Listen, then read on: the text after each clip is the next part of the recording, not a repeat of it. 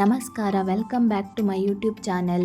ನಾನು ಈ ವಿಡಿಯೋದಲ್ಲಿ ಸೌದೆ ಒಲೆಯಲ್ಲಿ ಮಾಡಬಹುದಾದ ರುಚಿಕರವಾದ ನಾಟಿ ಕೋಳಿ ಅಥವಾ ಮೊಟ್ಟೆ ಕೋಳಿ ಅಥವಾ ಊರು ಕೋಳಿ ಅಂತ ನಾವೇನು ಕರಿತೇವೆ ಅದರ ಸುಕ್ಕವನ್ನು ಹೇಗೆ ತಯಾರಿಸುವುದಂತ ಹೇಳಿಕೊಡ್ತಾ ಇದ್ದೇನೆ.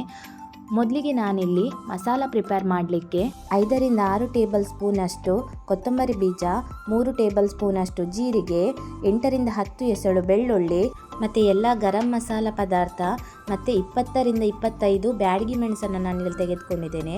ಹಾಗೆ ಒಂದು ಇಡೀ ತೆಂಗಿನಕಾಯಿ ತುರಿಯನ್ನು ತೆಗೆದುಕೊಂಡಿದ್ದೇನೆ.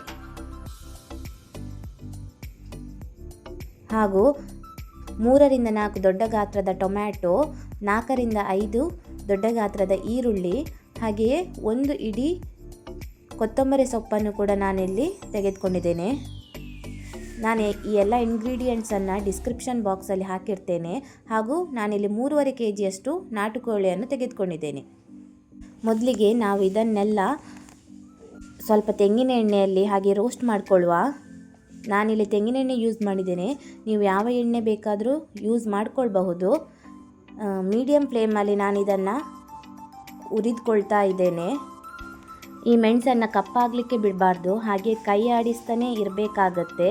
ಕಪ್ಪಾದರೆ ಮಸಾಲ ಕೂಡ ಬೇರೆಯೇ ಸ್ಮೆಲ್ ಆಗುತ್ತೆ. ನೆಕ್ಸ್ಟ್ ಇದನ್ನು ಇನ್ನೊಂದು ಪಾತ್ರೆಗೆ ಹಾಕಿ ಸೈಡಿಗೆ ಇಟ್ಕೊಳ್ಳುವ.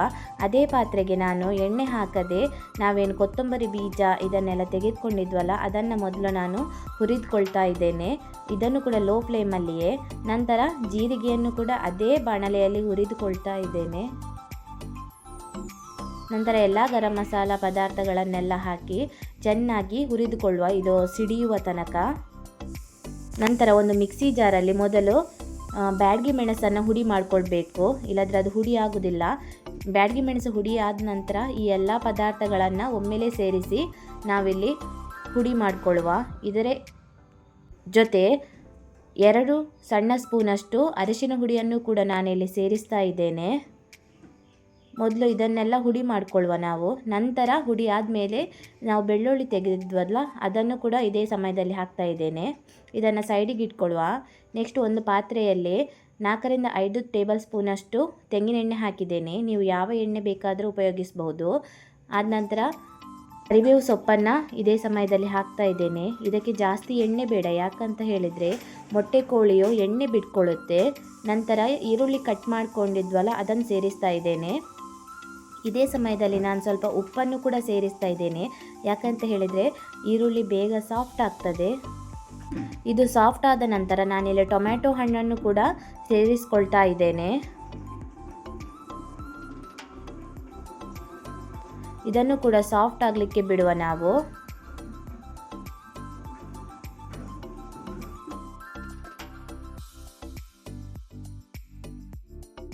ನಂತರ ನಾನಿಲ್ಲಿ 2 ಟೇಬಲ್ ಸ್ಪೂನಷ್ಟು ಶುಂಠಿ ಬೆಳ್ಳುಳ್ಳಿ ಪೇಸ್ಟನ್ನು ಕೂಡ ಸೇರಿಸ್ತಾ ಇದ್ದೇನೆ. ಇದನ್ನು ಹಸಿ ವಾಸನೆ ಹೋಗುವವರೆಗೂ ಹೀಗೆ ಕೈಯಾಡಿಸ್ತಾ ಇರುವ. ನಂತರ ನಾನಿಲ್ಲಿ ನಾಟಿ ಕೋಳಿಯನ್ನು ಸೇರಿಸ್ತಾ ಇದ್ದೇನೆ. ಇದೇ ಸಮಯದಲ್ಲಿ ಇದಕ್ಕೆ ಬೇಕಾದಷ್ಟು ಅರಿಶಿನ ಹುಡಿ ಹಾಗೂ ಉಪ್ಪನ್ನು ಕೂಡ ಸೇರಿಸ್ತಾ ಇದ್ದೇನೆ. ಇದಕ್ಕೆ ನಾವು ನೀರು ಹಾಕುವುದು ಬೇಡ, ಇದೇ ನೀರು ಬಿಟ್ಕೊಳ್ಳುತ್ತೆ.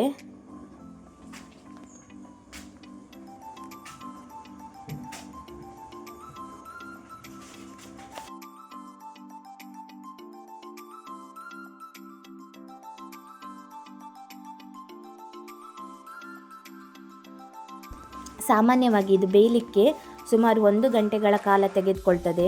ನಂತರ ನಾನಿಲ್ಲಿ ತೆಂಗಿನಕಾಯಿಯ ತುರಿಯನ್ನು ಕೂಡ ಸೇರಿಸ್ತಾ ಇದ್ದೇನೆ. ಕೋಳಿ ಬೆಂದ ಮೇಲೆ ನಾನು ಆಲ್ರೆಡಿ ಇದನ್ನು ಸ್ವಲ್ಪ ಹಾಗೆ ಡ್ರೈ ರೋಸ್ಟ್ ಮಾಡಿ ಇಟ್ಕೊಂಡಿದ್ದೆ. ನಂತರ ಆವಾಗಲೇ ರುಬ್ಬಿದ ಮಸಾಲವನ್ನು ಕೂಡ ಸೇರಿಸ್ತಾ ಇದ್ದೇನೆ.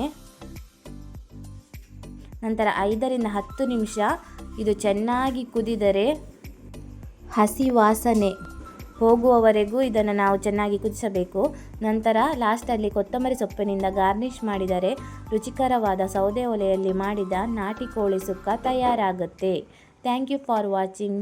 Please subscribe my channel for more videos.